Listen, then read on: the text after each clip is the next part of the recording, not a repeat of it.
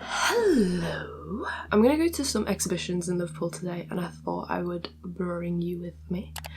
Liverpool has like 100,000 million galleries and I just don't go to them. Many reasons, but mostly, you know, when you just can't see something, like it's not in front of you, so you just forget it exists. I feel like I'm like that with everything. If I can't see it, I'm like a baby. I'm like an actual baby. Today I'm gonna rectify that, and I thought, yeah, I'll just film it because most of the White Pubes audience isn't even here, so they might not have visited Liverpool, they might not know what it looks like, and it has massively informed how I write and think about art. So yeah, let's go. Wanna come to exhibitions with me?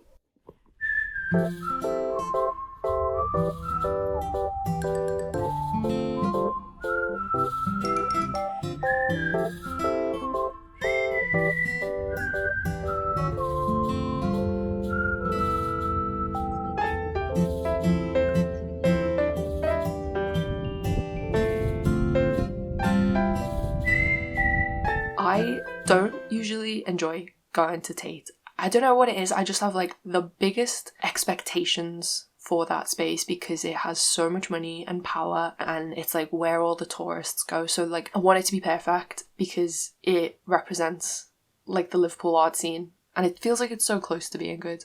So I went to Tate Liverpool to have another look at the Turner Prize exhibition because the first time I went felt like I couldn't quite engage with the artwork that was actually on display. It was one of the first exhibitions that I had gone to, like first major exhibitions I've gone to since getting sick. So I was really conscious of like access requirements and what they were offering to visitors, and this play of like how difficult it can be to know what you actually need to ask for and whether it should actually be on the gallery to let people know what's there. That whole offer was what I was thinking about, and I felt okay thinking about it in that way because I went to that show with 2 other disabled people. So I didn't feel like I was overreacting in any way when I wrote a piece following that exhibition that detailed all the other ways in which I think it could have been made more comfortable, because ultimately the more comfort anyone has in an exhibition, the more they'll be able to engage with the art that's there, which is like the whole point. I think a lot generally about like how art is put in galleries and museums so that we can go and look at it, but actually so much gets in the way of us just being able to see. I don't mean that in like a cheesy way. The conditions we need in order to be able to really take something in or feel it or think about it, for me anyway, they feel quite specific. And I don't think there's any single configuration for that. I think everyone's is going to be different. And places like Tate that do have such like a huge public standing, like I sympathise because like it's never going to be perfect. But the first time I went to the Turner Prize exhibition at Tate, so many obvious things felt like they were missing. In 4 exhibitions, there was one built-in seating. The seating that was there was so uncomfortable. It just hurt. It was a long film and it hurt to sit on it.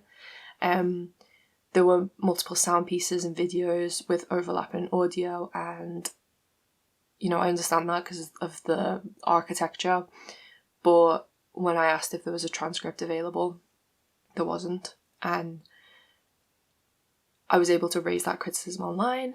And the only other change I noticed between like my earlier criticism and this iteration of the curation was that they've like stuck this really thin layer of foam over the seating for the longer film, which was like really like it made me laugh when I saw it, because I mean it does make a difference, but it is like the bare minimum that you could do.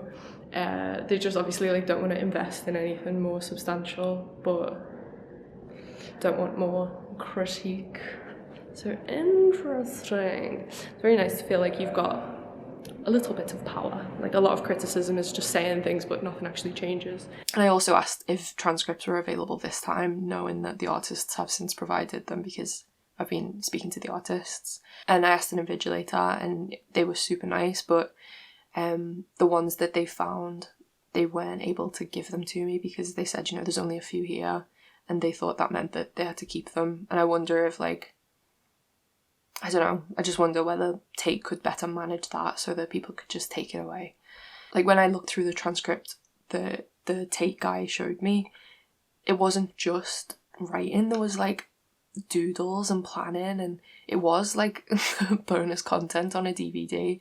And I just thought, like, I was looking around the exhibition and all the other people who had sat there and watched that film, and I thought, like, they don't even know that's here, and there's something there, isn't it? It's like, shouldn't Tate tell people what they can ask for? Like, it's just like a secret menu item or something. I don't get it. But then I guess that's why it's like fun to show on camera.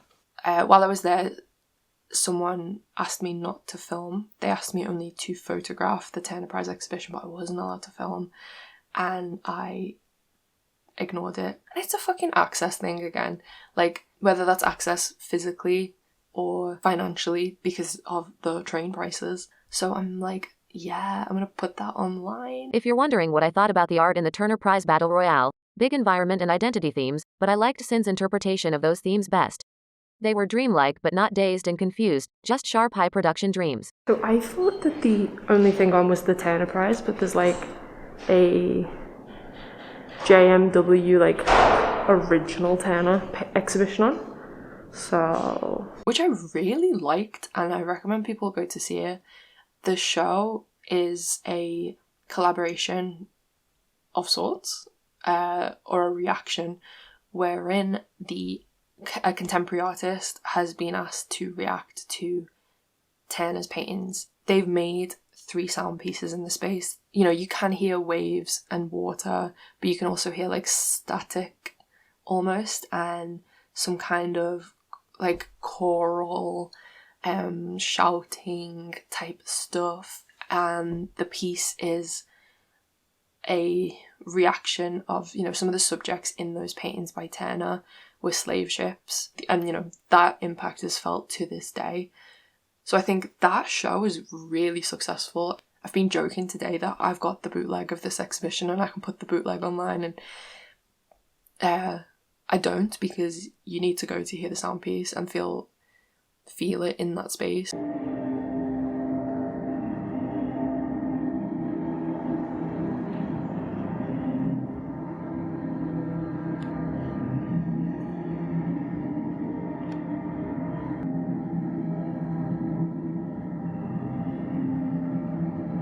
So yeah, I went to those 2 Turner shows, Turner Prize and JMW Turner in Tate, Liverpool.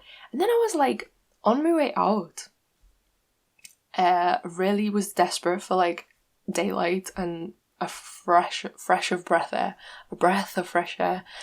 And I saw this like picture of Alec Baldwin and that actress's name that I can never remember, but then on the wall text it said it was Julianne Moore. And I was like, what? Because obviously Alec Baldwin is like still a strange topic, and I've just been rewatching 30 Rock anyway. I was like, huh?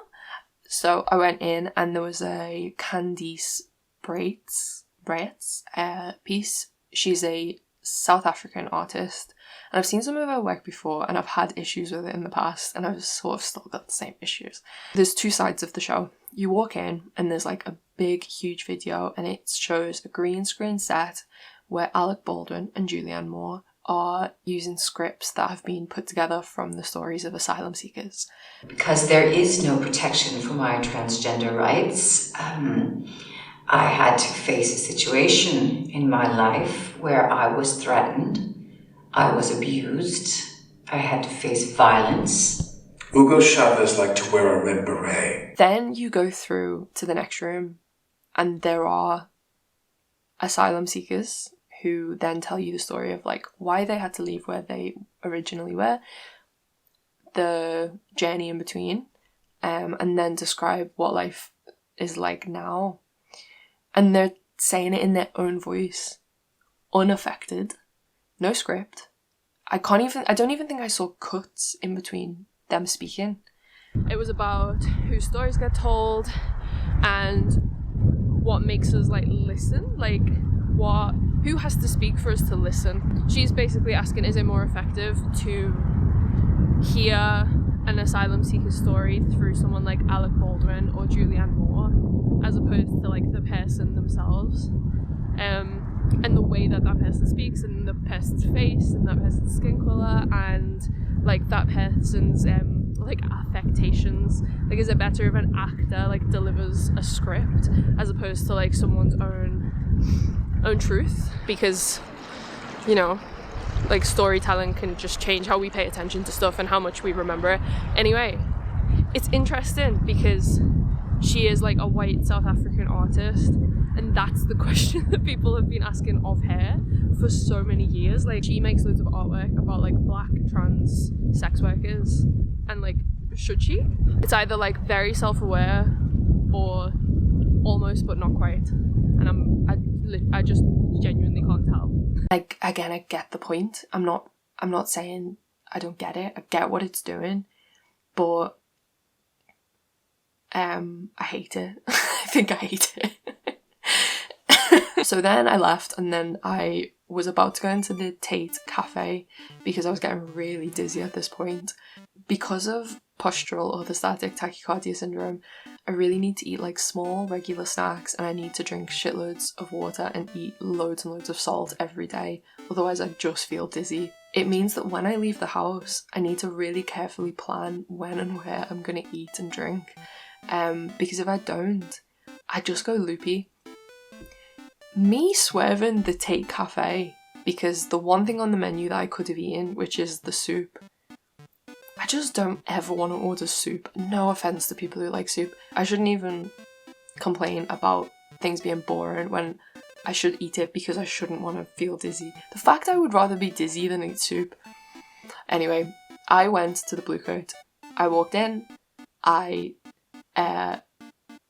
tried to engage with the art. I wasn't open to it, and I could see it for what it was, but I could see it at arm's length, and I think sometimes that just happens in exhibitions. It's like, okay, I know I'm looking at something, but I don't know what it's given me, and I'm not sure I ever will, and it's been hours and I'm still not really sure. So I left. I'm sure other people have a lovely time there, but just sometimes things don't gel, and I've got no conversation, good or bad or critical or confused, to offer you. I just left the building. I then thought, okay, well, I'll go to FACT up the road, which is a gallery that I feel like I've just got a lifelong connection with because after school I used to go there and hang out with friends. There's a cafe on the way there that I used to go all the time pre-pandemic. I used to order food and drinks and do loads of work there, and like other people that I know from Liverpool would also be there with laptops, and it'd just be really nice to like be in the same space as each other and feel a part of a community. But there just wasn't anything on the menu that I could eat, and I was getting really like really tired, stood there like looking at the menu. Sometimes I just get so like dizzy and out of it that I'm like, I can't even, like, I'm looking at a menu but I just can't interpret it. Like, can someone else just tell me what I can eat? I'm so confused. I was looking at it for so long that the guy was just like, the kitchen isn't even open. And I was like, oh fuck. So I ordered a banana bread, which I'm not really supposed to eat because it can make me really fatigued, and a matcha latte to try and balance the fatigue out. The matcha latte was fucking terrible. I've got high standards in art, but also in matcha lattes, and it tasted like a green juice, like, you know, like a health juice, like someone had put like spinach and mint in it or something. The banana bread was delicious. Do you know what? The chairs and tables in Mother are more uncomfortable than the ones in the Tate, but the banana bread made it worth me staying there for like 5-10 minutes. Then I went to FACT. FACT had loads of different artists on. There was a film right at the beginning, and I'm sorry I'm not saying anyone's names, I'll put them all on the video, but I've not looked at the press releases I picked up, I just remember all the artworks. There was a strange kind of sculptural installation that, like, yeah, give or take, and did nearly fall into it, which was not good. But there was a film on by a French artist that was fucking brilliant. The costume design and just the production value, and then the CGI was like a really nice entanglement. It just made this really nice composition, and the language that was used, I didn't have a fucking clue what it was on about, but I loved it. And I just had this realization, because it was like obviously the third gallery I'd seen at that point, and I don't know what number artwork, but I was sat there on the floor on these nice cushions watching this video, not having a clue what it was about, but thinking like, oh my god, this is so good. I like it even though I don't know what's going on, and that's a way to enjoy art, because going to exhibitions is so weird. Like, it is actually sometimes a relief to just like be taken on that journey, as opposed to staying on like the straight and narrow, where like you know what is going on in life and you know what things mean. Like, I had genuinely forgotten how nice it is to be confused. In like a consensual... What the fuck am I trying to say? Do you know what I mean? Like, I woke up today sort of with the intention of entering a weird atmosphere and a weird mood, and I achieved it. Like, I should do that more. Like, I should go to exhibitions more. I forgot that it can have this effect, and how loose that can feel, and warm, and like where have I been?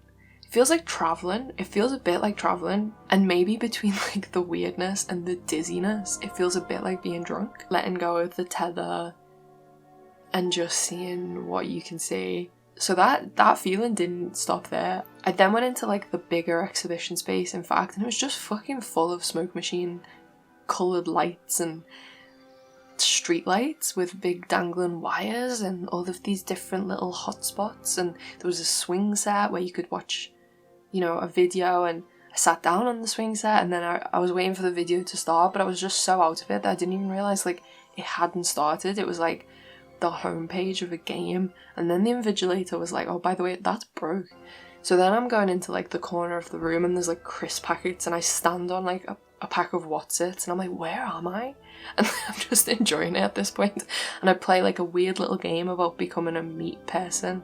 It doesn't, you know, the game isn't that deep or involved. Like, it doesn't have that many options or bells and whistles, but it's more the fact that I'm like in the corner of a room standing on crisp packets that feels like the art. And then I thought, okay, I'll play the final game, but then that froze. It just, nothing was working. Like, of the 3 games in the area, only 1 was actually playable. And I'm not sure what went wrong there, but it's on until April, so I'm just going to go back another time and hope the other ones work. Yeah.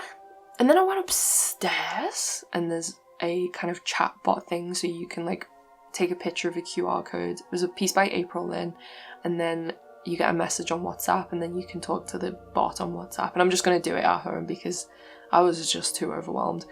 And then there was a piece about a young girl that lives on the artist's street, and the artist is interviewing the girl and saying like, who lives on this street and like, how do you feel about the street and what do you do on this street? And the kid's talking about like playing games and doing snow angels in the snow, and how when they arrived, like one of the other kids told them what was what, and then they just list like every person in every house and every pet. It was really charming, and because I am wanting to film more stuff, I've been thinking about, you know, how to use this in like a productive way to maybe film interviews with family members for posterity.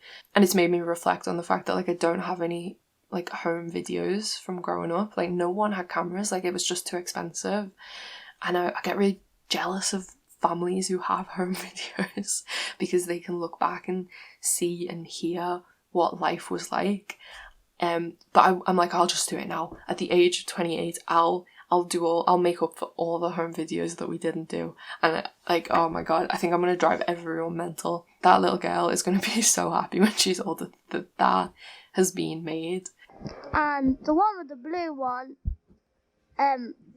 is the one with Dobby, the dog, and Kianan. Kianan's stepdad lives there. It was just great. It was like the last piece I saw in the city centre, and I was buzzing. I was like, okay, this was all worth it. It was all worth it to find this piece of this little girl telling me who's on his street. And like, why is that important? Like, I'm not there. But the fact that the artist made me care about it was kind of fascinating to me. At this point, I've lost the plot. I'm so dizzy. The banana bread and the matcha latte are like really fighting in my body to keep me upright. I'm like, okay, I need to move, because there was an exhibition opening at the Bridewell, which is like uptown, all the way up the hill by the hospital. You don't know where this is, but I do. It's just like a 20-minute walk uphill. Considering the dizziness, I was like, oh no. I genuinely, actually, completely forgot that taxis exist. And on the way to the Bridewell, where there was a painting exhibition that Output Gallery had organised. Output Gallery is the gallery that I used to run, but now my partner, Michael Lacey, runs it. So I was meeting him there to see the show, and I was like really excited because I've not been to an Output opening in ages because I've been so ill. But I was like, I can't get there having not eaten anything, because like I'm gonna speak to people and I'm just gonna fall over IRL and everyone's gonna see how sick I am. Essentially what I'm trying to find in order to keep me alive is meat and veg. I just can't eat anything else. Like if I eat anything that's like a heavy carbohydrate, all the blood rushes to my stomach and then it leaves all the other organs and I fall asleep where I'm standing, and it just makes me feel shit. So I was on the hunt for meat and veg. Like, I was getting desperate, and in that desperation I found a bubble tea place that also had matcha lattes, and I was so pissed off about the first one that I went in there and got a second iced matcha latte, which is why 7 hours later I am like this, speaking at like 1,000,000 miles an hour, because I had 2 in one day. But the matcha latte number 2 did see me up the hill. The second matcha latte was way better than the first one. It was from a place called Sansan. You don't care about this. I'm going to put it on the rankings, and whoever's putting matcha latte Liverpool rankings into Google, the SEO is going to care. Anyway, that matcha got me up the hill. Big hill. On the way of going up the hill, I found a Chinese place and I went in and there was something on the menu that said like braised pork belly with like rice and veg, and I was like, okay.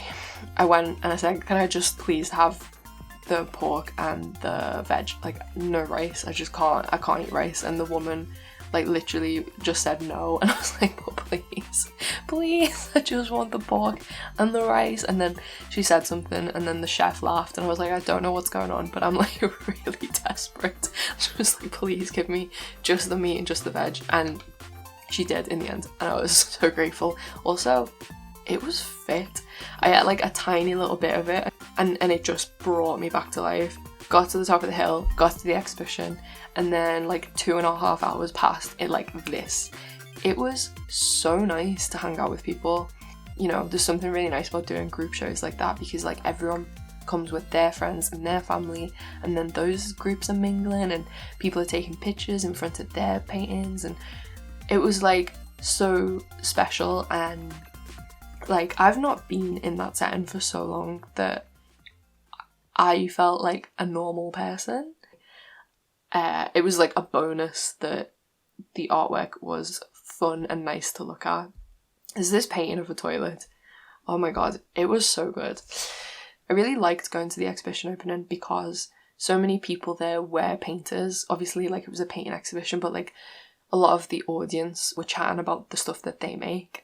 So to be able to catch up with people, like what are you working on at the moment, and have really nice art conversations about like the process of creativity and how sometimes you start making something but actually the thing that you're making kind of tells you it wants to be something else, so you need to let go of your original plans and you need to just let that thing become what it's going to be.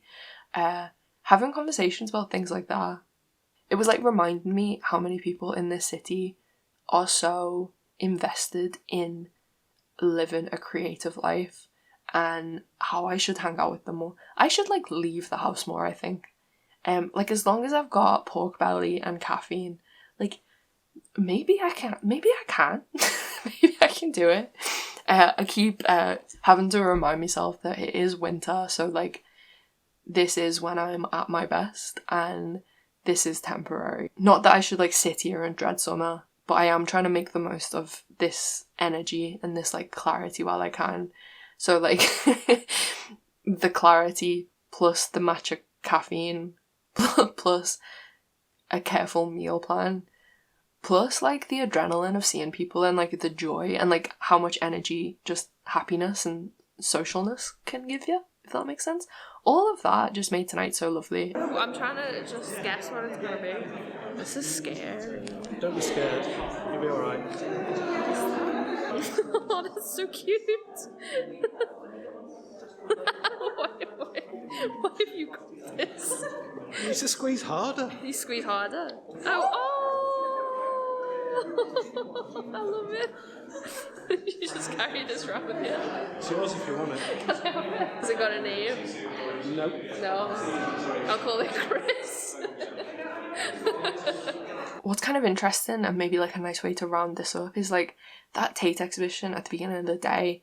Big museum, ticket for £10, very strict, very knackering, very much like you are being invigilated. The artwork is like very professional and it's all very serious. The whole atmosphere, it's like just big, serious building. It feels like a bit of an uphill battle, I think, for me personally to get past everything that's there in the way of me actually being able to engage with the art.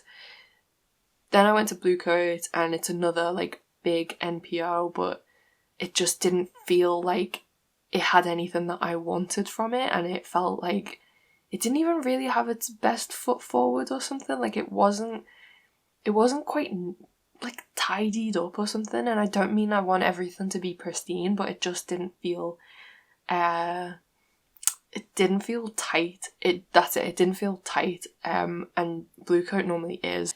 And then I went to Fact and I found something I liked, you know, in the treasures, but it was let down by the fact other things in the exhibitions that I actually think I would have really liked weren't working.